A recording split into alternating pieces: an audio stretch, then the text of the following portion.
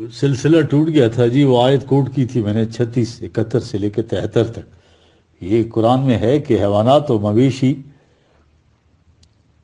فہملہ مالکون، حقیقی ملکیت سے مراد پوزیشن نہیں ہے بلکہ کسی چیز کا مالک ہونا. ویسے تو شخصی ملکیت ہوتی ہے، ورنہ ملکیت سے مراد اختیار و ارادہ، قدرت، قبضہ ہے. کہ انسان کے مالک ہوتے ہیں، مویشیوں کے مالکون. وزلناہا، ان سے وہ کام لیتا ہے، ان کے محکوم فرمانبردار ہوتے ہیں.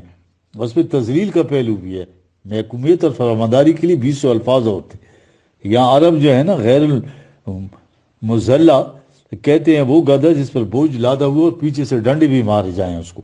یعنی ایسی محکومیت، کسی دوسرے کے مقاصد کو بروئے کار لانے کا ذریعہ بننا اور ساتھ ڈنڈے بھی پڑنا. یہ ہے حیوانات کی کیفیت. یہ قرآن یہ بتا رہا ہے جی.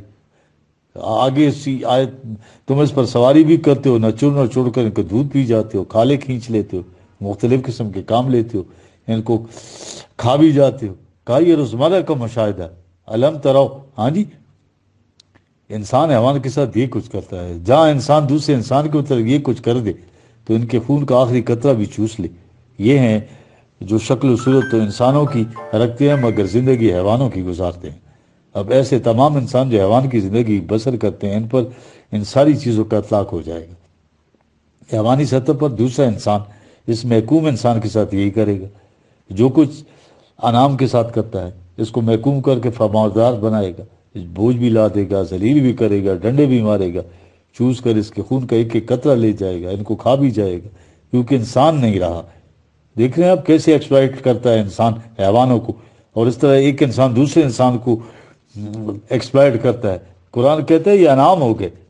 یہ کون لوگ ہیں جو حیوانی سطح پر ہیں؟ اب اگلی آیت سنیے جو قرآن کہہ رہا ہے والذین کفروا یتمتعون ویاکلون کما تاکل الانعام والنار مثوی لہم.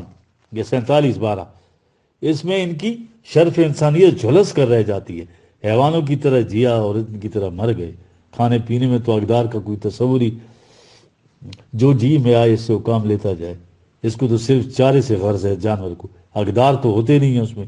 بیل تو حرام اور حلال میں تمیز ہی نہیں کرتا. ہاں، یہ ہے حیوانی سطح کی زندگی. انسانی سطح پر تو کسی انسان کو حق ہی حاصل نہیں. قرآن کہہ رہا ہے 3/79 ما کان لبشر ان یؤتی یا اللہ کتاب والحکم والنبوۃ ثم یقول للناس کونوا عبادا لی من دون اللہ. نبی کیوں نہ ہو اتنے بلند مقام پر یار، دوسرے انسانوں کو اپنے ذاتی اغراض کے لیے محکوم بنا ہی نہیں سکتا یار. ہاں، وٹ ٹو ٹاک آف، اگر اس کے پاس وہ کوئی عامر ہے یا حاکم ہے تو اس کی کیا بات ہے. نبوت میں دیکھیں کتنے بلند مقام پر ہے نبی جو ہے. دیکھ رہے ہیں قوموں کی طرف سے قوانین کی سرکشی کا نتیجہ ذلت اور اختیار و ارادے سے محرومی ہوتی ہے. قرآن کہہ رہا ہے حیوانی سطح پر آ کر جو حیوان سے کیا جاتا ہے تو زیادہ قوت والے انسان ان سے وہی کچھ کریں گے. قوم جو ہے حیوانی سطح پر آ گئی، اقدار نہ رہی، شرف انسانیت گیا. تو فضا جا وعد اولاہما بعثنا علیکم عباد لنا اولی باسن شدید فجاسو خلال الدیار. فجاسو خلال الدیار. ٹھیک ہے جی. 17:5 وہ تل کا عاد 11:59 بڑی شان و شوکت کے مالک.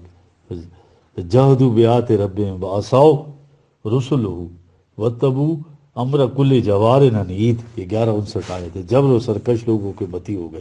اب مملوک جس کا کوئی دوسرا مالک ہو جائے، ضرب اللہ مثلا عبدا مملوک لا یقدر اللہ شیء. یہ 16:75 آیت ہے. مملوک جو اختیار نہ رکھے حیوانوں کی طرح، جو دوسروں کے مقاصد کا ذریعہ بنے. ذللناہ میں آ گئے جی دونوں چیزیں، بوجھ بھی اور ساتھ چابہ بھی. دوسروں کے مقاصد کو بروکار لانے والا صاحب اختیار و ارادہ رہتا ہی نہیں ہے، وہ انسانیت ہی گنوا دیتا ہے. اقبال کہتا ہے نا، یہ ایک بات کہ آدم ہے صاحب مقصود، 1000 گنا فروغ و 1000 گنا فراغ. معاشرے میں جو باہمی تعاون ہوتا ہے وہ الگ چیز ہے. یہ نہیں کہ دوسرے کے مقاصد کو بغیر ارادے کے پورا کرے. فہم لہا مالکون، یہ کہ صاحب اختیار ہیں تو جانور کے اوپر صاحب اختیار ہے. اگر ان کا اختیار نہ رہا فضلنا، ساتھ ہو گیا ذلنا ذلت، رکوب ہوں ان پر سواری بھی کرے، مشارب بھی ہو گئے، ان کا خون بھی چوس لے، دودھ کی شکل نہ چھوڑ کر، فیا منافع، اور سارے اپنے منافع کے کام لیتا جائے، تو پھر اور یا کلون پھر ان کو کھا جائے، ہضم کر جائے۔ قرآن میں مالک کا لفظ جہنم کے دروغے کے لیے آیا ہے، یا انسان جو ہے تو بے اختیار ہو جائے۔ قرآن نے جہنم کہا ہے، وَنَادُوا یا مالک لیقضی علینا ربک، ہاں جی، یہ 43/77 کہے گا نہیں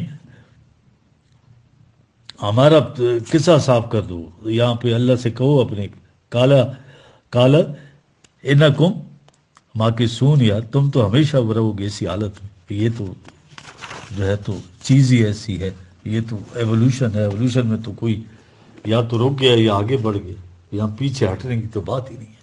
بندہ اور اطاعت صرف اللہ کی، سارا قرآن تعلیم دینے کو آخری آیات میں کہتا ہے قل اعوذ برب الناس مالک الناس، ٹھیک ہے، کتنی عظیم چیز قرآن بتا رہا ہے، ہاں جی، ٹھیک ہے، انسانوں پر حق اقتدار صرف اللہ کا ہے۔ اسلامی مملکت کے خد و خال ذرا پڑھیے، یہ 1/3